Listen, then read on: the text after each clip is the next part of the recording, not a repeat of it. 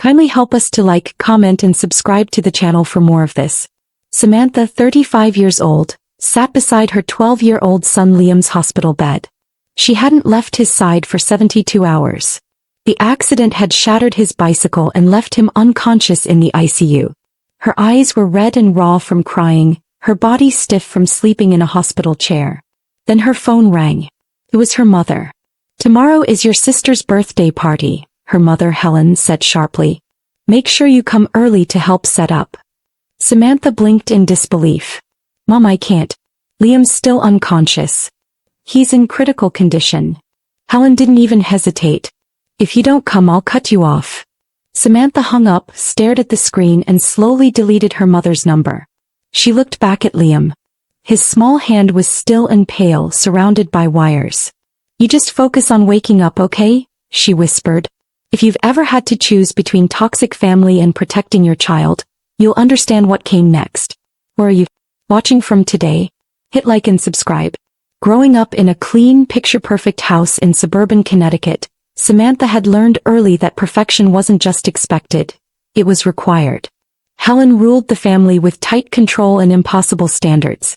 Her younger sister, Emily, had always been the favorite. Straight A's, piano trophies, perfect posture. "Why can't you be more like your sister?" Helen often asked, shaking her head at Samantha's soccer medals and B+ report cards. Their father, George, tried to soften the blows. "Your mother just wants what's best," he'd say.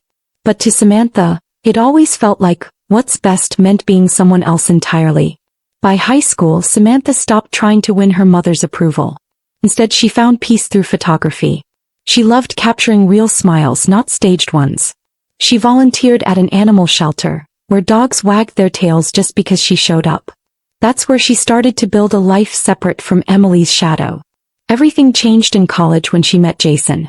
He was studying engineering on an ROTC scholarship and planned to join the army. Jason was steady, kind, and saw the real Samantha. "You have an eye for beauty," he'd say, admiring her photos. They laughed at the same awkward jokes, talked for hours, and supported each other through tough exams.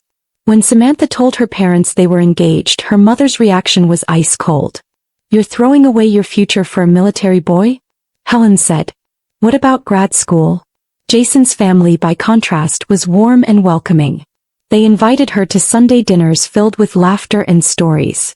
They got married the summer after college. Helen came to the wedding but criticized everything. The modest venue, the buffet-style food, even Samantha's simple lace dress.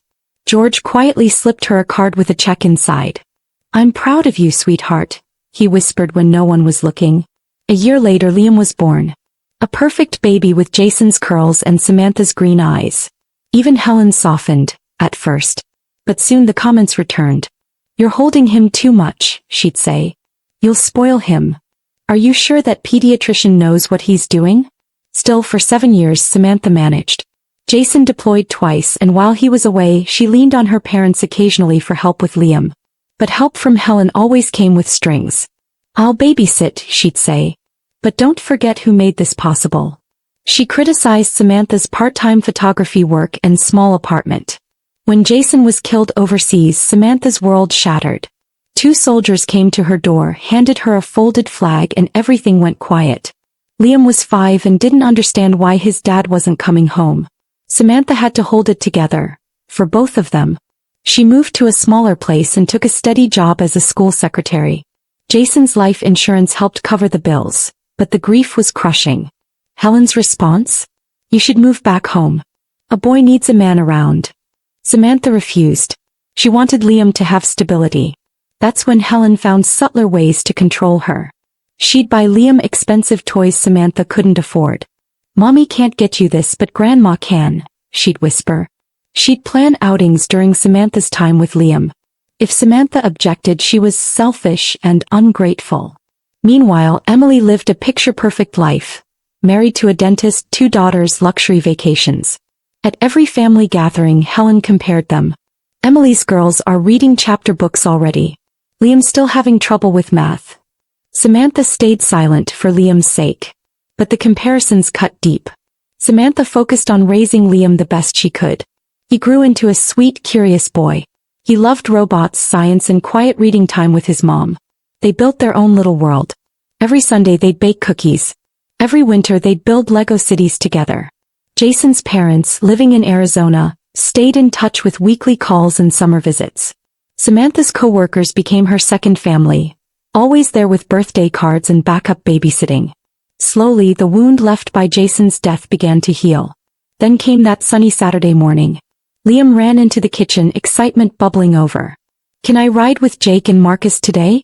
Jake's dad is taking us to the trail." Samantha smiled, sipping her coffee. "Helmet and phone?" she asked. "Already packed."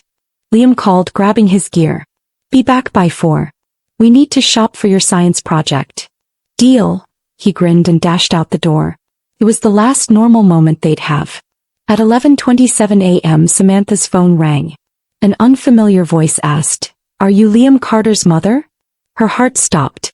"There's been an accident. A car hit your son on the bike trail. He's being taken to Hartford Memorial." She didn't remember the drive to the hospital. Just flashing lights, the sting of panic, the sound of her own breath. At the ER desk she gasped Liam's name. "He's in surgery," the nurse said gently. "Come with me." A liaison led her to a quiet room. "He has head trauma, broken ribs and internal bleeding," she explained. "The neurosurgeon is trying to reduce pressure on his brain. The next 24 hours are critical." "Is he going to die?"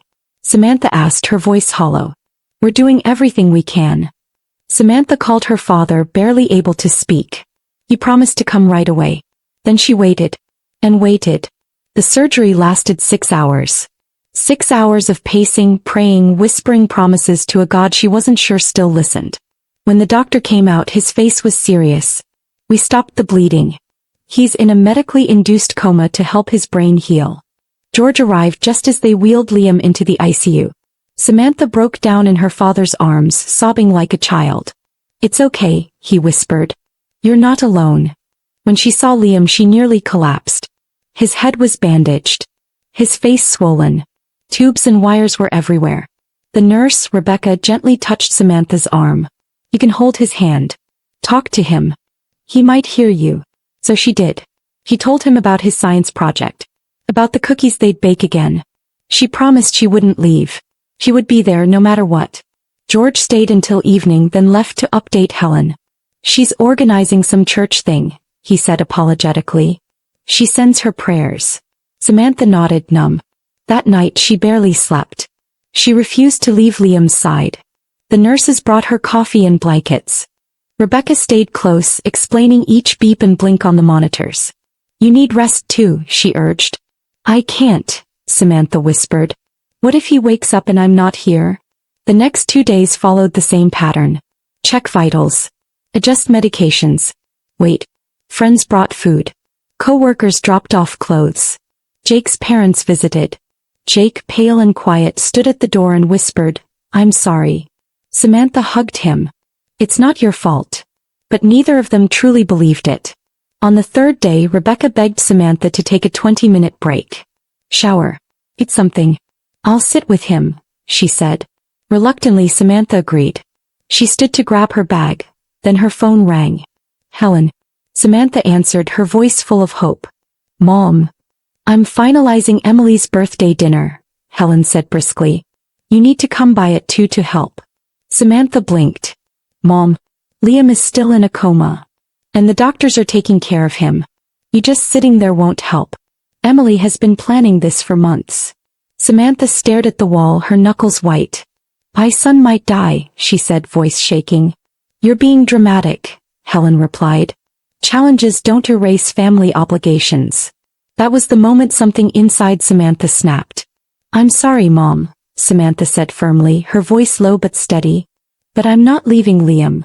Helen's tone turned icy. "After everything your father and I have done for you, you're choosing to humiliate us in front of everyone. What will I tell the guests?" Samantha was shaking now, not from fear but fury. "Tell them the truth. That your grandson is in the ICU and I'm staying by his side." "I've had enough of this disrespect," Helen snapped. "If you don't come tomorrow, the trust fund for Liam's college will be reconsidered." Samantha went still. She had always known her mother used money as a tool, but to threaten Liam's future? "I'm done," she said quietly. I choose my son. Before Helen could respond, Samantha ended the call and stared at the phone. Then without a second thought she deleted her mother's number. She stood in the quiet hallway outside Liam's ICU room, finally understanding what freedom felt like. When she returned, Rebecca looked up from Liam's monitor. "Everything okay?" she asked gently. "No," Samantha replied honestly. "But I think maybe someday it will be." After showering, Samantha resumed her vigil. The quiet sounds of the machines and Liam's steady breathing became her new normal. But as the hours passed, doubt crept in. Had she made the wrong decision? Could she really risk losing the trust fund? She remembered a moment from when Liam was 7. He'd come home from spending the day with Helen. "Mommy, Grandma says we're poor." "Are we poor?" Samantha had dropped the laundry basket, her heart breaking. "No, baby. We're rich in what matters. We have each other." But now she wasn't so sure. What if walking away meant Liam would suffer later? What if protecting him now meant failing him later? Rebecca returned, checking Liam's stats. "His numbers are steady," she said. "That's a good sign." "Is it good for waking up?" Samantha asked, clinging to any hope. "It means his body is healing," Rebecca explained. "The brain will take its own time." After she left, Samantha took Liam's hand. "I don't know if I did the right thing," she whispered. "But I couldn't leave you." A few hours later, George called. "Your mother told me what happened," he said. "Did she mention she threatened to cut off Liam's college fund if I didn't show up?" There was silence. "She didn't phrase it that way." "I've been at this hospital for 3 days, Dad," Samantha said. "Liam hasn't opened his eyes. But her priority is a birthday party." She's scared, Samantha. This isn't something she knows how to deal with. "That doesn't make it okay," Samantha said softly. "Has she even asked how Liam's doing?" The silence answered for him. After they hung up, Samantha sat in the chair beside Liam and thought back over the years. Her high school graduation, Helen complained about the dress Samantha had worked extra shifts to buy. Her college acceptance, dismissed because it wasn't a prestigious school. Her wedding, criticized from start to finish. And after Jason died, Helen showed up with real estate listings. "You can't possibly stay here," she said as if it was already decided. Samantha had wanted to scream. "This is Liam's home." But she'd swallowed her words like always. The pattern was so clear now. Her mother had never respected her choices. And every act of help came with judgment. A chaplain came by offering a quiet conversation. "I just cut off my mother," Samantha said. He nodded gently. "Sometimes crisis gives us the courage to make overdue choices." "But what about Liam?" she whispered. "What if I'm punishing him for my issues?" "Let me ask you something," the chaplain said. "Was your mother offering help or control?" Samantha hesitated. "Control," she admitted. "Then it wasn't a gift," he said. "It was a transaction. Real love doesn't require terms and conditions." His words struck her deeply. "And what would your son learn," he added, "if you abandoned him in the hospital to please someone who hasn't shown true support?" Samantha blinked back tears.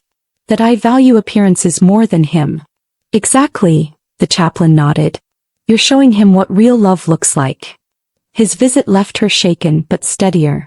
When Rebecca insisted she sleep in the family room for a few hours, Samantha finally agreed. Lying in bed, she stared at the ceiling. Had she been too harsh? Would they ever forgive her? But she'd explained her needs all her life, and been ignored. Maybe this was what true boundaries looked like. And maybe it was long overdue. The next morning, Samantha was startled awake by a knock. "Miss Carter," a nurse said. "Dr. Patel wants to speak with you." She bolted up. "Is everything okay?" "He's stable. The doctor just wants to update you." Back at Liam's room, Dr. Patel stood reviewing charts. "Good morning," he said calmly. "The swelling in Liam's brain is decreasing faster than we hoped." Samantha's heart soared. "That's good, right?" "Yes," he said, "but he's still not responding the way we'd like. We're reducing his sedation today. If that goes well, we may try removing the ventilator soon." As they spoke, Samantha's phone buzzed. A text from Emily. "Mom says you're not coming today. I know Liam's sick, but you could at least send a gift." Samantha stared at the screen, speechless. Just sick. Her son was in a coma. She silenced the phone. She had more important things to focus on. Throughout the morning, the messages kept coming. Aunt Jenny, your mom is upset. Family comes first. Uncle Mike, Emily's birthday is important. Where are you? Cousin Rachel, this is really awkward for all of us. Not one message asked about Liam. Not one said, how is he doing? Or, is there anything you need? Samantha tried to focus as a physical therapist moved Liam's limbs. Every movement felt like a small battle. Then her phone rang again. Her father. How's he doing today? They're reducing sedation, she said. We're hoping he'll show signs of waking up. That's good, George said. Then after a pause, your mother and I are going to pick up the cake. Is there any chance you've changed your mind? Samantha's hand clenched. No, Dad. I haven't. I just thought. Please, she interrupted. Enjoy the party. After she ended the call, she turned off her phone completely. The steady flow of guilt and emotional pressure was more than she could take. She needed clarity. Focus. Liam needed her to be fully present. The afternoon passed slowly. Every time Liam's fingers twitched or his heart rate spiked, Samantha sat forward in her chair. Was it a sign? Was he coming back? Dr. Patel stopped by and reassured her. He's stable, he said. We're seeing gradual progress. This isn't a sprint. As he turned to leave, he paused. I hear there's some family tension, he said gently. Don't let it drain you. Liam needs all your strength. His words hit home. The conflict hadn't started with the accident. It had simply brought it to the surface. And now she had to set it aside. Her son came first. Boys. At 5 p.m., Samantha went to the hospital cafeteria to eat a proper meal. Rebecca had insisted. Doctor's orders, she said.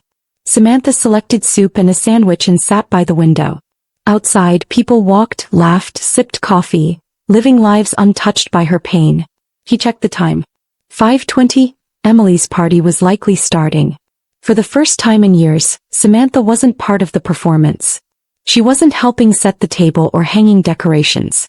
She was exactly where she needed to be. Back upstairs, she walked toward the ICU, then her phone rang. Rebecca. You need to come back right now, she said. What's happening? Samantha's heart dropped. Liam's monitors are changing. Just come. She didn't wait for the elevator, she ran for the stairs, pushing past startled visitors. Don't be bad news. Please don't be bad news, she prayed. When she burst into Liam's room, Rebecca was at his bedside, checking the screen. Dr. Patel arrived moments later. There's increased brain activity, he said. Samantha rushed to Liam, grabbing his hand. Liam, baby, it's mommy. I'm right here. Nothing happened at first. Then a twitch. A small squeeze of her hand. Did you see that? She gasped. Rebecca nodded. I did. His eyelids fluttered just a little. Dr. Patel performed a quick check. His brain activity shows signs of waking. Let's stay cautiously optimistic. Samantha leaned in. Come back to me, Liam. I'm here. I'll always be here. The machines kept beeping, the room still humming with tension. But a miracle was happening. And for the first time in days, Samantha allowed herself to hope. By 8:30 that evening, Samantha was still at Liam's bedside when it happened. His fingers twitched again, stronger this time. She sat forward, holding his hand. Liam, can you hear me? She whispered. His eyelids fluttered once, twice, then opened just slightly. Rebecca, she called. The nurse rushed in and checked the monitor. He's trying to wake, she confirmed, a smile breaking through her usual calm. Dr. Patel was paged and returned quickly. He ran a few simple checks, then nodded. He's tracking movement with his eyes. Let's reduce the ventilator support gradually. If he stabilizes, we'll consider removing it by morning. Samantha couldn't stop the tears. She held Liam's hand, brushing hair from his bruised forehead. You're doing amazing, sweetheart. You're so strong, she whispered. That night, for the first time in 4 days, Samantha slept, right there in the chair, with hope wrapped around her like a blanket. The next morning, Liam was awake. Groggy, confused, but awake. He blinked at the ceiling, then turned his head slowly toward his mother. Mom? He croaked, voice barely a whisper. She sat up fast. I'm here, baby. You're okay. His throat was dry and raw from the ventilator. Dr. Patel gave the go-ahead to remove it, and soon after, Liam was sipping water and asking softly, what happened? You were in an accident. But you're safe now. He nodded slowly, processing. A few hours later, the hospital room door opened, and Helen walked in with Emily close behind. "There you are," Helen said sharply. "We've been trying to reach you." Samantha didn't stand. She didn't smile. She simply said, "Liam just woke up." Helen's eyes softened for a moment as she looked at her grandson. "Hello, darling. You gave us all quite a scare." To Samantha she muttered, "We need to talk." "Outside."